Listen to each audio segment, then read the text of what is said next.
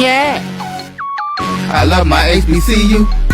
And boy, I love it, love it. I love it, love it. I love my HBCU. And man, I hope my team they won one. Yeah. I hope my team they won one. Yeah. Man, I hope my team they won one. I hope my team they won one. Yeah.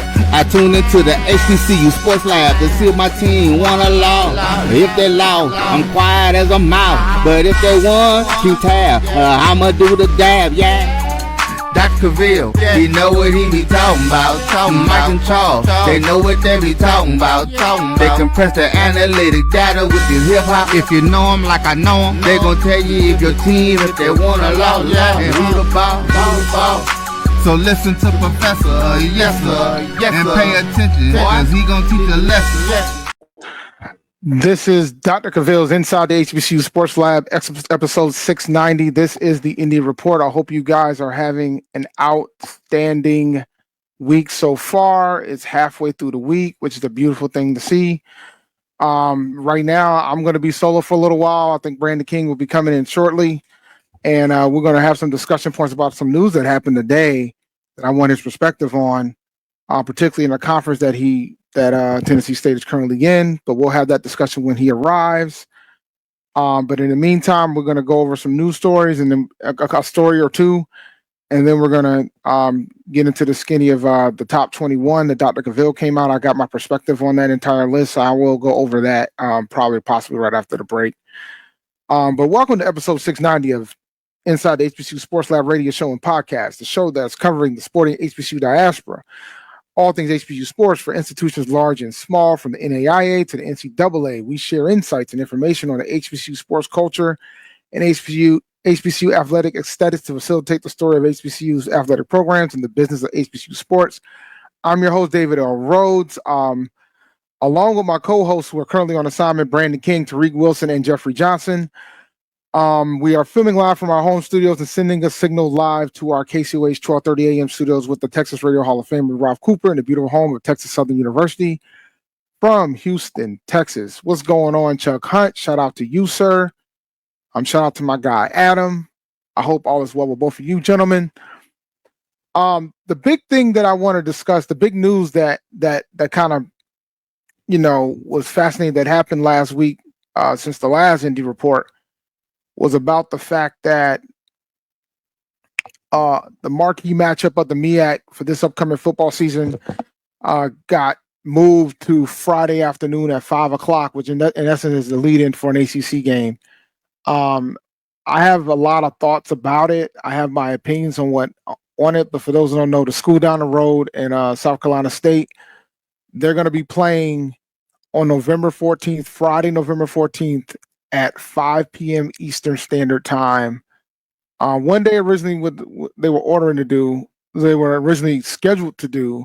But the one positive piece is that the game is going to be televised on ESPN proper, not ESPN2, U, Plus, Derivatives, just regular smuggler ESPN.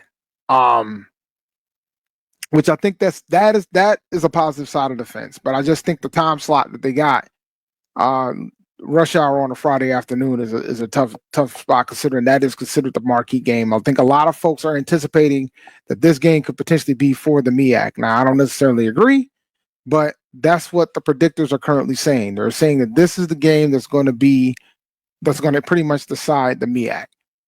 With that being said, I just feel like I understand exposure, but I don't know if this is going to draw like we want it to. And I'm also thinking about the fan bases, even though I'm not a fan of either one of these institutions because they're both my rivalry school, me being an Aggie. But I still think it's important to make sure that the fans be able to get to the games. And Friday at 5:00 is very difficult. Thursday nights were tough too, but that could be potentially more manageable because then you can just take the whole weekend. But Friday at 5:00 is a difficult sell in Durham at that. With the traffic and all that to get to a game at 5:00, you have to probably get there by 2:30, 3:00, realistically. But overall, what's going on, Lennon? How you doing, my man? I just think we really need to figure out if there's any type of solutions to try to fight to get better time slots for some of our marquee games. I understand why ESPN would love to move this game and have it, and with them canceling some of their shows, that could be a factor in it as well, to fill time slots. But it's kind of it's bittersweet. We always say we want to be on ESPN, but I don't know if this capacity at 5 o'clock. But it should be fascinating to see how this goes. And what the ratings, I'm fascinated to see how the ratings are going to be, if the fans are going to be able to make it over there. I know folks from Orangeburg would travel to this type of game, but you know, look, man, it's a tough spot. It's a tough spot. It is a very tough spot. Friday is typically set aside for high school, but they do play college ball on Friday too. I mean, like I said, it's a lead into an ACC game. So we shall see how this goes. But this game is a big game, and I don't think marquee games should be on these type of time slots. I kind of wish it should have stayed on Friday, but I don't make the calls with regards to that. I wish we'll start signing contracts with ESPN and go. Well, I don't. I think I don't know, man. It's tough, right? Like, I think you gotta know your worth, and then you make the decision on what's best for those particular institutions. And some people believe that ESPN is the route, because it's pretty much it's the worldwide leader in sports, right? So I think a lot of folks want to be on ESPN. I mean, as somebody whose institutions, the majority of their games on Flow Sports, a lot of folks don't like the fact that it's on Flow Sports because it's another bill. It costs it's $100 a year, but I don't think ESPN is going to get cheaper either. I mean, it's cheap if you have ESPN Plus, it's cheap now. Like for me, ESPN Plus is free, but it all depends on how you look at it. I mean, I think there's a lot of factors when it comes to the contracts with regards to that. The MEAC is in a completely different and I'm hoping and I want to make sure that folks don't compare the MEAC to the SWAC, because the MEAC has a different type of contract structure than what the SWAC has with ESPN. Like the SWAC has primary and secondary contracts. The MEAC does not, right? So there's a lot of different deltas when you start thinking from that perspective as well. So I mean, we could talk about what each school gets and all that, and who gets what per team and everything, but that's a whole different scenario. I don't have the contracts in front of me, so I'm not really gonna just bring that out right here. But yeah, I mean, the MEAC does have some challenges with regards to, right now they only have 6 football player members, 8 total teams. And I think that's a challenge too when it comes to fulfilling the number of games that they're supposed to have. I don't know why the Beholders, Hampton, and Virginia State homecoming is the same weekend. I have no idea why that was planned. I know there were times where A&T's and the school down the road was the same weekend, and some people actually prefer that, but because it kind of separates, it kind of splits the fan bases, and I know the school down the road would prefer to have a smaller homecoming, so less people will go to theirs if they're going to ours. But I mean, the MEAC, and we're going to talk about some realignment that happened a day later in the show, but I'm trying to wait until Brandon King gets here for that. But yeah, the MEAC, they've been sitting at 18 since 2021, since post-pandemic, and 6. So I think I have an inkling that it's probably going to be that way for a while, with all the realignment that's going on. So it's going to be fascinating to see how that how that goes long term. I can discuss what's going on with my homecoming, but the other thing I wanted to bring up briefly before I go to take the first commercial break is there was talks about Mississippi Valley and FAMU and whether or not the game was going to be in Atlanta, but it appears that it is going to stay in Atlanta. I think it's just more of a matter of when they're going to announce the ticket sale and stuff. Oh, Mr. King is here. So after the break, we're going to talk about conference realignment, and then we're also going to try to discuss the top 21 of that Dr. Cavil had, and we'll discuss that with Brandon King. So Brandon King will be here after the break. So I wanted to try to get his perspective on the conference realignment, the breaking news that happened earlier today. So we'll be right back right after this commercial break. Get ready for the inaugural Unity Classic, Saturday, September 13th at Nathaniel Glover Community Field and Stadium. It's a clash of the Virginia Union Panthers of the CIAA and the Edward Waters Tigers of the SIAC. Plus, an HBCU band battle between the Edward Waters Triple Threat Marching Band and the Virginia Union Ambassadors of Sound. The inaugural Unity Classic goes down in due fall. This is Brian Fulford. AD Drew and I are co-hosts of the BCSN Sports Lab. We talk about all things related to HBCU athletics. From the games, teams, coaches, and fan interest stories, we cover it all. You can find our shows on Facebook at BCSN Sports Lab, YouTube at MyJBN Online, and everywhere you listen to podcasts like Anchor, Spotify, Google, and Apple Podcasts. You can also find the show on the Jericho Broadcast Network's app. Make sure to download. We look forward to you joining the conversation and being a part of the show.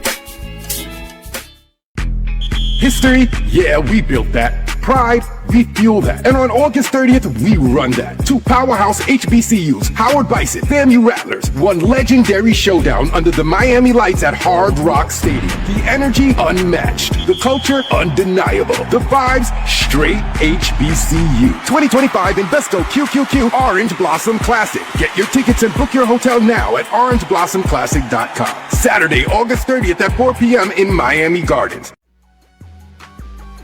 This is the Dean of the College of HBCU Sports, Kenyatta Cavil of Dr. Cavil's Inside the HBCU Sports Lab with Mike Washington and Charles Bishop. Come mix it up in the lab where the course lecture is in session every Tuesday from 6 o'clock p.m. Central Standard Time on Facebook Live, YouTube Spreaker, or the BCSN app. As we discuss all things about the HBCU sports culture, including exploring the week that was in the sporting HBCU diaspora, as well as the upcoming week of HBCU Sports. With me, the Dean, the College of HBCU Sports, on Dr. Cavil's Inside the HBCU Sports Lab with Mike Washington and Charles Bishop. Course lecture dismissed.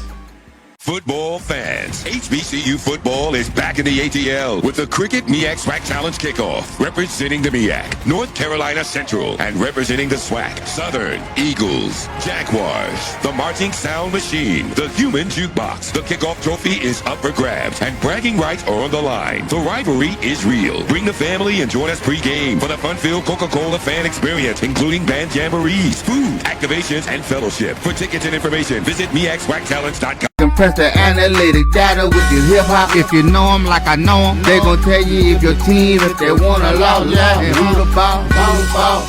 So listen to Professor, yes sir, and pay attention, cause he gon' teach a lesson. Welcome back to Dr. Cavil's Inside the HBCU Sports Lab, episode 690, and I have a co-host with me at the basketball court again. What's going on, Mr. King? How you doing, Brandon? I'm doing good, my brother. How you doing? I'm doing good, man. I'm glad you showed up today because we have a discussion, man. I know you heard about the breaking news, didn't you? So I've been actually out of sorts today. So I've been at work all day, so I am catching up on everything. So you'll have to bring me up to speed on a couple things. But I know there's some conference realignment going on.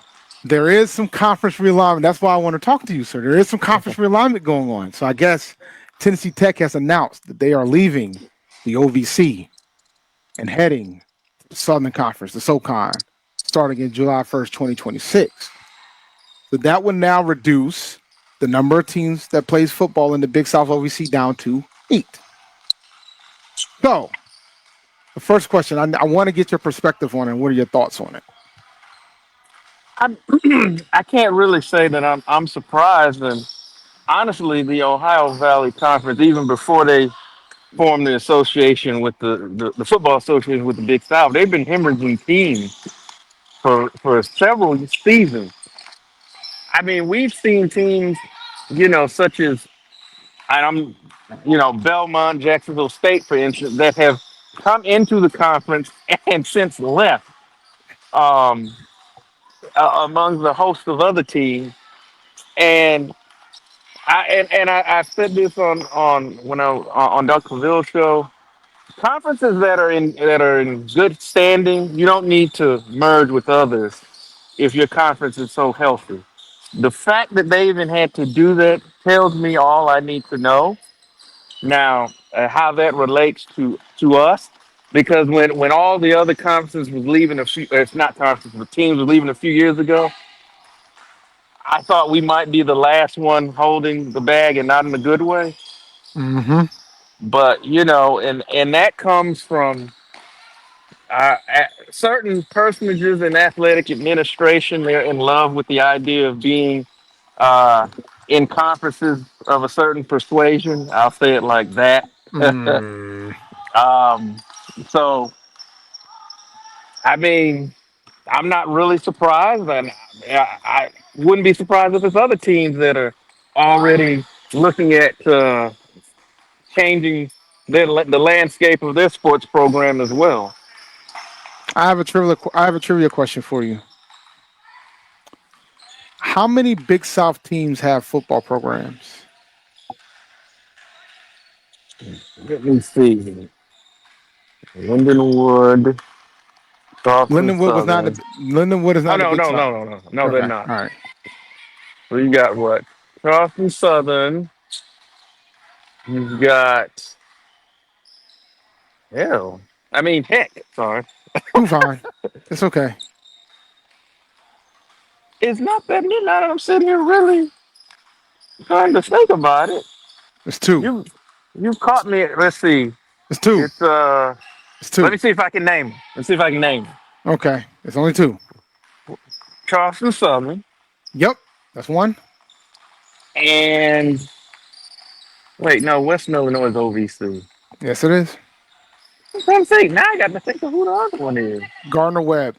Gardner Webb.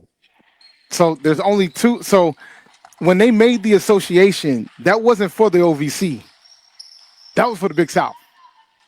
So they and that was just more, and that for the OVC's perspective, I'm assuming, it's to create that cushion, Yeah. just in case. Because the Big South, you want to talk about somebody that was hemorrhaging football teams, that's what they were doing. But they're down to two. Gardner Webb and Charleston Southern. And if my gut says that I think those two might be the next ones plucked. Because, So let me ask this, because y'all drank a cup of coffee in the Big South. I did. Uh, We did. so did We y'all only see the? Go ahead. I'm sorry. we were only in the Big South for 1 year with all our schools, with all our teams, and 2 years for football. That was it. We weren't in the Big South that long, guys. I think folks forget about that. We did not stay in that conference that long at all. And I think it was just more of a matter of the invite that we got. I think if we got the CAA invite, when we did the study back in 2014, 2015 time frame, they said the CAA is like the next spot, but it didn't make any sense at the time with the way the CAA was constructed at the time. I said, man, we just missed each other. Mm-hmm. But that would have made it interesting. Well, don't So worry. Now you got an extra slot to add another HBCU. You can make it a yearly thing, man. You can you got to get 12 games going. You might as well add another HBCU to the mix. You have 4 HBCUs at that point. And I don't have a problem with that. The fans don't have a problem with that. Again, this goes back to athletic administration and what they wanna do. You know who can override that, though, right? Your new president, He could. Dr. Tucker. He could decide. You know what? We're gonna make a move. The MEAC would love to have you. I know they would. The SWAC would as well. Yeah. The people would love it. Mm-hmm. The MEAC would love to have you. They could definitely use it. Well, y'all do too. Truth be told, Yeah. the Cards UN could use whatever they can get at this point. That's true. I mean, I'm wondering though, if with the financial issues that TSU is having in this scenario, if you're moving to the MEAC, that might be considering when your money's a little funny. Are you looking at going to a conference that you'd have to make a trip to Dover, Delaware? That's quite a ways from Nashville, It is. and not just for football, but for other sports. So while it makes sense in a lot of ways, I'm wondering from a timing standpoint in this perfect scenario. Well, not so perfect because we ain't got money. But could that play a factor in, a potential move? Because the thing about it has always that they've always said one of the reasons that we stay in the OVC is because all of our opponents are within a drivable range. 2 hours here, 2 hours there, and slowly but sure that's not necessarily the case as much anymore. Hmm. So I'm wondering, could that be? Wow, sorry, wow, that was bad. I wonder could that potentially play a role in a potential move when you have to look at travel and some of those other things, which would be I guess more or less a built-in advantage from a geographical standpoint for the Southwestern Athletic Conference if you make a move. Yeah, I mean the cost, like the first move to the Big South was about cutting costs because at that point we were pretty much outside of football. Most of the schools was less than 2 hours away. Like High Point was up the street. Mm-hmm. You know what I'm saying? Like Campbell wasn't that far either. So I get the cost aspect and the optics of it all. Hence why you guys likely made the decision to opt out of the settlement. Yeah. Yeah. So when you take all those things to account, that is a valid point with regards to that. But I know like somebody posted on Twitter asking about, well, it's time for everybody to come home, and I'm thinking to myself, and I said we might have to change the landlord if you want us to come home. And Jeff asked an interesting question. I wonder what the study would say now about the CAA. I'm going to tell you something about one thing that I've noticed as somebody that lives in New England. Like I've been able to catch some of the games on television up here, like on linear television, because of the teams that we play. Like we play Northeastern. They have a linear television deal. I can catch when they play A&T in Boston. I can catch them on television in basketball. Or when we play Drexel, they have a linear television deal. Drexel has more games in the Philadelphia area that goes on television than Temple. Wow. Like for basketball, those are the type of things that we couldn't get in the MEAC based on the contractual obligations that were going on. And I think, and that's a factor too, where there's more kids that know about the school that's up in this region. Like I keep explaining to folks, like the CAA has New York, Philadelphia, Boston.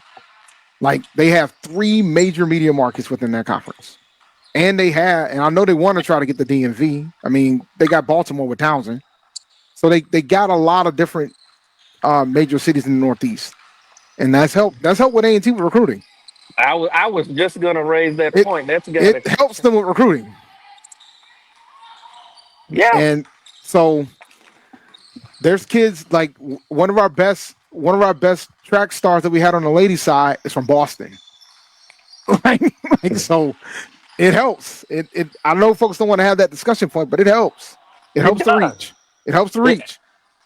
It absolutely does. Like I said, from you can and you just touched on. You can sit in the living room with a kid from Boston or New York or some of these other areas that you may not have had access to. You now got a foothold in that area, and tell them, hey, if you're from a basketball perspective, your game will be on TV. If mom and them can't make it, they can tune in and watch you, and that's big. Mm-hmm. Coach Ross was able to convince somebody to go to A&T over Syracuse and Louisville, man. Like, I'm just saying. Like, I understand. I get it. I just think that there's reasons why A&T made the decision when they made the decision at the time, and some of those reasons haven't changed yet. Yeah. Well, I can't speak on y'all. You already pretty much said why you guys are where y'all at right now from regards to the OVC. But yeah, that things can shift, man. I mean, you guys trying to get hockey going. Like things can shift though. Things can shift. Hopefully next year. Hopefully, if everything goes according to plan, then we'll have hockey. Is there any scenario where Oh, come home. You said come home, right? Because your voice you went in and out. I don't know what you did, but you still there? Your voice disappeared. What did you do, man? You broke your stuff. Can you hear me? No, he can't hear me. Okay. I think he asked the scenario about what it would take for us to come home. Oh, you're back. All right. So you asked what it would take for us to come home. yeah. I think leadership change in the conference. I think that's the first step. I mean, we still play a sport in A&T, so we're gonna probably be playing bowling until they don't have enough teams to play bowling. So, and we'll continue to have a top 25 bowling team for them to brag about if they want to brag about it. Oh, I don't. I mean, I think as easy as it is to say, you know, to come home and some of the points that you raised, I think, if the conferences want some of these schools to come back, then like I said, they've got to perhaps look at how they're conducting business in terms of media rights deals and things of that nature, and how your footprint affects not only you as a conference, but then those individual member institutions, to where, like you pointed out with the CAA, y'all are in households in areas that normally, might not get a chance to see you or get familiar with you all, and that does help from a recruiting standpoint, and that cannot be understated. So, And I want to go ahead and clear this up. Jeff, my man, this is not accurate. A&T can accept engineering students from anywhere, including the state of North Carolina. We do keep getting fined by the state. But part of the reason why we're getting fined by the state is because we've hit our out-of-state cap. We went over out-of-state cap for consecutive years. The recent deduction that we had in funding was due to the fact that we didn't have enough in-state credit hours intact. So they changed the formula of how they handle enrollment, and we didn't have enough in-state credit hours, so they decided to reduce our spending by almost $1 million, or reduce our finance by $1 million. It's like they moved the needle. The UNC system moves the needle to try to hurt the HBCUs with regards to that. Winston-Salem State took a hit too. So that's what they do when it comes to that. But from an engineering standpoint, A&T can bring in as many engineering students that can get into the institution as they want, regardless of what state they are, because there's no out-of-state cap for engineering students. But the rest of the majors do have a out-of-state cap. They do have a cap with regards to how many out-of-state kids they can take for the non-engineering majors. 35% is the percentage, but now there's other UNC. So I'm getting my UNC system back. There's other institutions now that have that high of a cap as well. I believe Elizabeth State is around 50%, but there's other more of the PWIs within the UNC system also has a 35% cap because they're trying to figure out a way to make sure their enrollment stays increased. A&T has been the most consistent institution when it comes to increased enrollment for the UNC system over the past 15 years.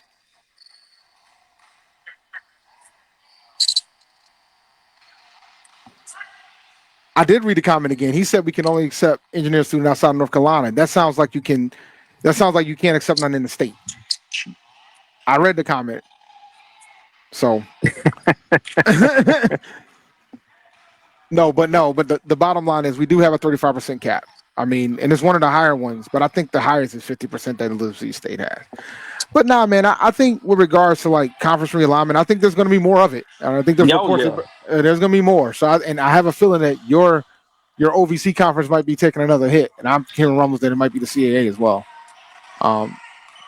I fully expect it.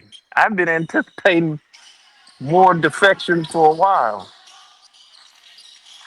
Now, I just think it's fascinating to watch it unfold. I think some folks thought it might slow down with the settlement, and I was like, no way, no how, man. This thing's going to keep rocking. Yeah, because they're looking at with what's going on now. Now you got to look at the bottom line more than ever. So if it looks like I mean, from a fiscal standpoint, it might be better for a school to be in this league. They're going to take a hard look at it. Those studies are going to get done, and I see more schools moving around. 'Cause as we know, it's never just one. When one school moves, there's a trickle down effect. So other schools, you're gonna or you should be looking to replace that school or whatever. So We this tech thing, this is just the opening salvo for more moves, I think. Yeah, and the thing is, like, the CAA has been replacing schools, but they've been replacing schools that ain't like we lost Delaware and Villanova for football, and we brought in Sacred Heart. Like, it's not you're not getting a 1-for-1 when you make those type of moves. But I think the big thing that I'm like concerned about with the CAA is the fact that it's getting very northeast saturated on the football side of the fence, and just on the football side of the fence. I think it's still pretty even. It's pretty even everywhere else because a lot of the schools, half of the full-time members don't play football, right? So, Hmm. but on the football side of the fence, it's getting very northeast heavy, and I think that's a strategy by them, but they need to do something about Townsend. They gotta do something to accommodate Townsend and the 3 North Carolina schools, because right now they're kind of like sitting on an island by themselves, where the rest of the schools are in like Jersey and up. So like they got to figure that out. Oh, and Hampton too. I can't forget about Hampton. Hampton's on the Virginia school left too. My bad, guys. I'm not didn't do that purposely. So like Hampton, Townsend, and then the 3 North Carolina schools. Us, Campbell, and who's the other one? I guess it was us and and Elon. Us, Campbell, and Elon. They got to do something about those schools. Why do you think that is? Oh, I know exactly, because there was concern about the northern schools trying to keep keep their teams geographically close, like Rhode Island, Albany, um, Maine, all the schools that's like north. They don't want to have to go all the way to North Carolina all the time, all the way down to Virginia all the time. Like the way that it was constructed right now, and it's still going to be the case for a little while. You had it so they had to go all the way down there, and it was like pretty much a done deal. They had to take a trip down there. So they would rather. That's why they added a school like Bryant to try to reduce that churn within that area for them. But I think North Carolina. So like when A&T initially got to the CAA, they said that they were looking into doing divisions, and right now that divisions isn't going to work. It's not working too tight right now, so it's not. They did pods, but it's not enough right now, because right now a pod would be what? Us, Campbell, Elon, and Townsend. Like that's not enough. It's just not enough. And Hampton. No. I keep forgetting about Hampton. I keep leaving Hampton out of here, and I'm not purposely doing it Hampton. But like my point is, you got 6, and then you got another 7 or 8 that are upstate. You know, Stony Brook and all those other guys.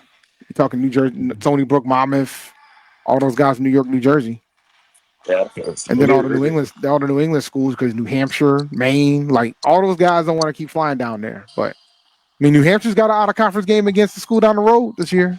They're coming down to Durham, North Carolina, so that'll be interesting to watch. But this is a return, because they had a home and home. So this is their fly down. So we'll see how that goes. Let's see. WSU Ram Nation is diabolical. Nah, keep recruiting those out-of-state students so we can grab them. Yeah, y'all definitely need them. Y'all definitely need them. That's not my fight. I'm gonna stay out of that one. Hey Jeff, man, to have fun with you about talking about recruiting students in New England. My daughter applied to A&T. She didn't get in either, so don't worry. They utilize that out-of-state tap very, very, very strongly. But when you have 60,000 people applying, everybody ain't gonna be able to get in, guys. That's just what it is. That's true. I mean, that's just what it is. That's what I told my daughter. It's a numbers game. I was like, we have an out-of-state cap. You didn't pick engineering. You in trouble. It'll be hard. All right, let's take a break. When we come back, we're going to talk about this top 21 that Dr. Cavil did. And then next week we'll next week we'll start. We're gonna get to talk about some games, and I can't wait for that. But when we come back, we're gonna talk about the top 21. I got some things. I got some thoughts on it, and I'm pretty sure Yes, sir. Mr. King got some thoughts as well. So we'll be right back after the break. Of course. Now, you can live in Texas and not have a good red meat blend. Texas Cowboy Dust is designed for steak and other red meats. It's out to be my most popular spice blend, made with onions, peppers, ground mushrooms, pink salt, and other spices. Texas Cowboy Dust also goes great with chicken, pork, vegetables, and adds a restaurant quality sheen to gravies and sauces.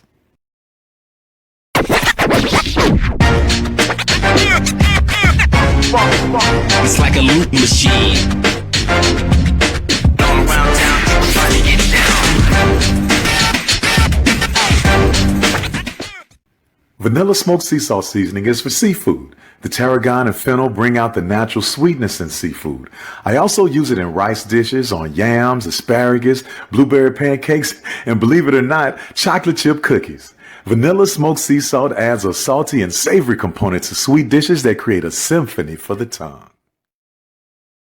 Get ready for the inaugural Unity Classic, Saturday, September 13th at Nathaniel Glover Community Field and Stadium. It's a clash of the Virginia Union Panthers of the CIAA and the Edward Waters Tigers of the SIAC. Plus, an HBCU band battle between the Edward Waters Triple Threat Marching Band and the Virginia Union Ambassadors of Sound. The inaugural Unity Classic goes down in due fall.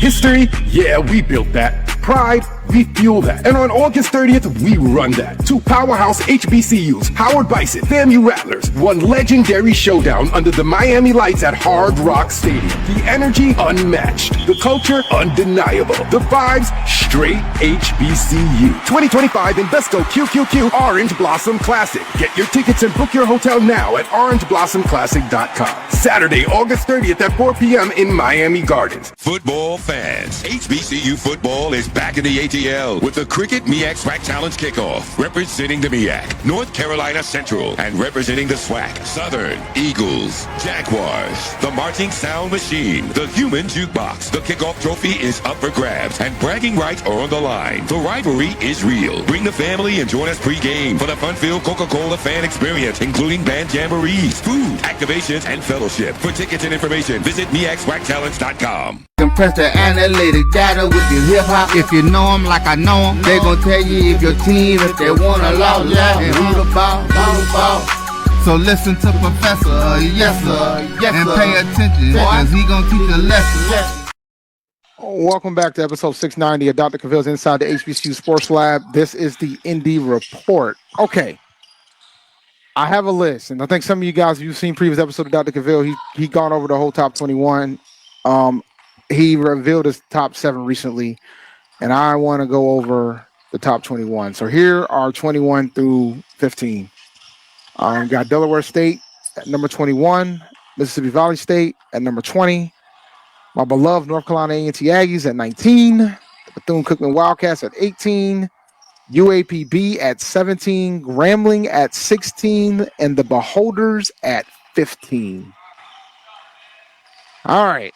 What do you think about this bottom 7, man? So 4 of them have new coaches, and so that's the hopeful portion of the bottom 7, because you don't know, there's that unknown. So I get that. And then the other one, you look at the Bethune and PB. They've been the kind of punching bags of the SWAC the past couple years, but with Bethune, I don't see that changing. I think PB is going to take a step back. Grambling, I to me, there's a lot of unknowns because you don't know. I'm not even sure about them. I mean, yeah, they were 5-7 last year, but I mean, did they really have a signature win last year?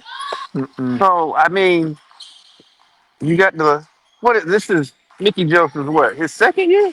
It'll be his second year.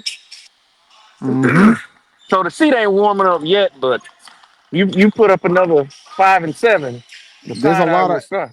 there's some seats that are on this list that are rough right now. I'm looking at UAPB and Yep. I'm looking at Bethune. Yep. Those are the two I was looking at. I'm looking, them seats is warm. Like Valley's got a new coach. Dell State, they got Deshaun Jackson. Yeah. And Valley has Terrell Buckley, and you got Norfolk with Michael Vick. Delaware State recently just got a wide receiver, and I think they out here recruiting well on the skill position, but I'm worried about the trenches over in Delaware State, ladies and gentlemen. So they're probably right where they should be with regards to that. Head of Valley is interesting, but behind Valley is interesting because I hope that Terrell Buckley can do something to turn around, but Valley is a tough place to turn around, man. There's a lot of different. I'm just happy A&T's not 21. Okay.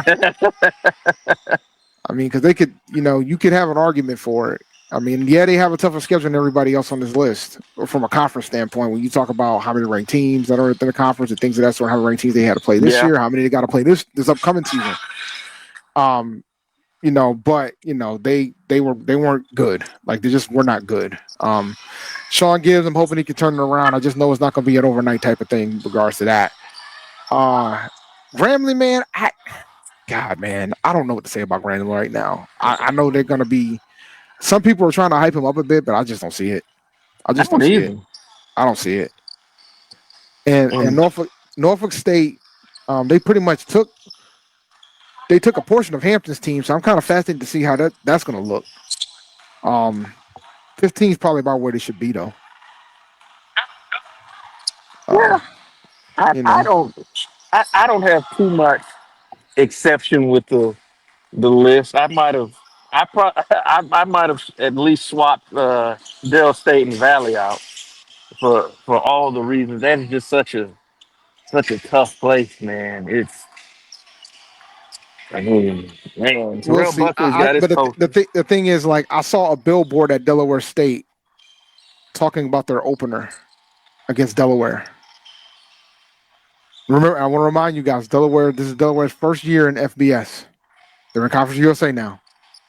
And that is their opening game. And there are billboards out because of who their coach is. So I expect it to be packed. And I can't say, out of respect to Dr. Cavil's show, I will not say what Delaware is called, what their nickname is. Just look it up. All right, next slide. So now we got number 14, Texas Southern. Number 13, the Howard Bison. Number 12, the Hampton Pirates. Number 11, Alcorn State Braves. Number 10, Alabama A&M Bulldogs. Number 9, Alabama State. And number 8, your beloved Tennessee State Tigers. I'm going to be honest with you. I think y'all are too high. I think the Tigers are a little bit too high. With all the turnover y'all have had, I think that's a little too high. So I could see that, though. My bias will not allow me to admit anything further. I know you're not. So since we know that you will not admit that they're too high, let's go with a team that I think that's too low, like Hampton. I think Hampton should be higher on this list. I could see that and we talked about it during the season last year. They were really a handful of plays from being an 8-9 win team. Mm-hmm. Because they let several slip through their fingers last year. Top 25 teams, including a top 10 team. They almost beat Rhode Island and Villanova at home. Yeah. So that's a deceptive 5-7. That's not like they're 5-7 and Grambling 5-7 are not the same. No, they're not. But I know, like Dr. Cavil, his focal point is always about wins and losses. Yeah. Like if you go back to Grambling's 5-7, like if you look at it, right, they're 3-1 they're 3-1 out of conference. Well, now technically one of those wins was against Jackson, but that didn't count as a conference game, right? Nah. So, but they're 3-1 out of conference. They were 2-6 in conference. So something to be said for that.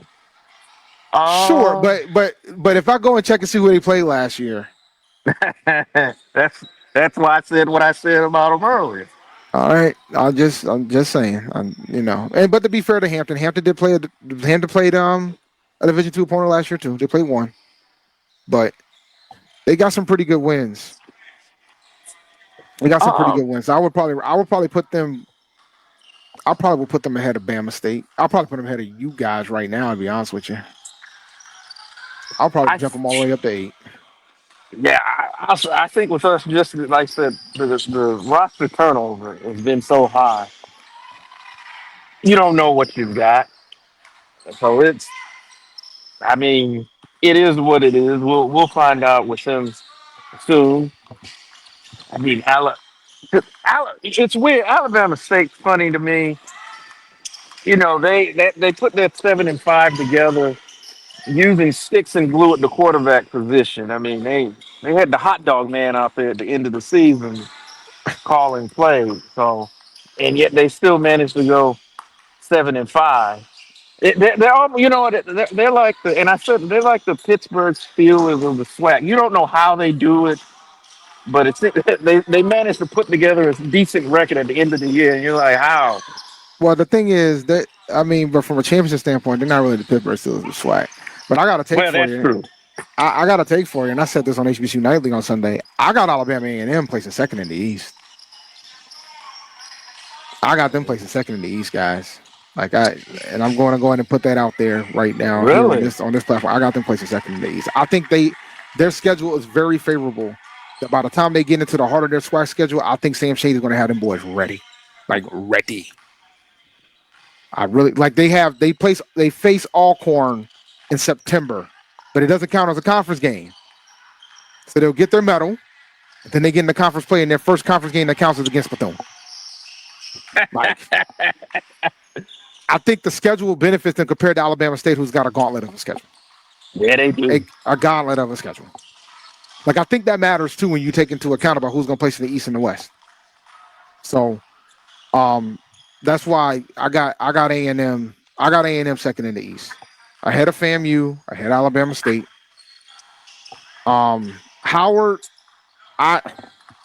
Erica's trying to convince me that Howard's going to surprise folks, but I ain't there yet. I'm not there yet. I'm not. Look, I'm right there with you. I'm not on that bandwagon either. Yeah. And Texas Southern, I gotta remember that they went 4-4 in SWAC. I gotta remember that they're 4-4 because I forget that they actually did go 500 in the conference last year. I mean, I like some of the things that Coach Dishman has done, but I don't know if I see them getting over that hump this year. I think they're taking a step back this year. I'm not sold on them yet. Yeah, I think they're gonna take a step back. Now I'm not trying to say that Dishman's in trouble. He's not. No, I think he's taking a step back this year. We'll be having those trouble discussions after that this year, but not right now. All right, final slide. Top 7. Here's the top 7. We got Prairie View at number 7, Morgan State at number 6, South Carolina State Bulldogs at 5, Southern Jaguars at 4, the school down the road at 3, FAMU at 2, Jackson State at 1. I'm not mad at 1 at all. As much as I hate them, I probably would move the school down the road up. I would probably lower FAMU a little bit. Yeah. I would flip. I would probably put Morgan ahead of Southern and South Carolina State. I could see that because I have Prairie View winning the West. So I got to put Prairie View ahead of Southern. So that means I have to swap them again too. You think Coach Jackson gonna get them right year 1? Yeah, I do. I know a lot of folks don't like how much he's been talking, but I do. I think the West is so much of a toss-up. I don't think the West is that strong that I'm going with the team that I think has the best coach, and I think that's Prairie View. So that's what I'm going with. AT Roy. I got Morgan ahead of South Carolina State. I think South Carolina State takes a step back this year. Yeah, I agree. I think FAM is too high. I definitely and wouldn't. I'm gonna put a comment of why I think FAM is too high. Who's the quarterback? You took the words right out of my mouth. Should not be number 2. I know the snakes are gonna come after me, but they should not be number 2. Should not be number 2. Should not.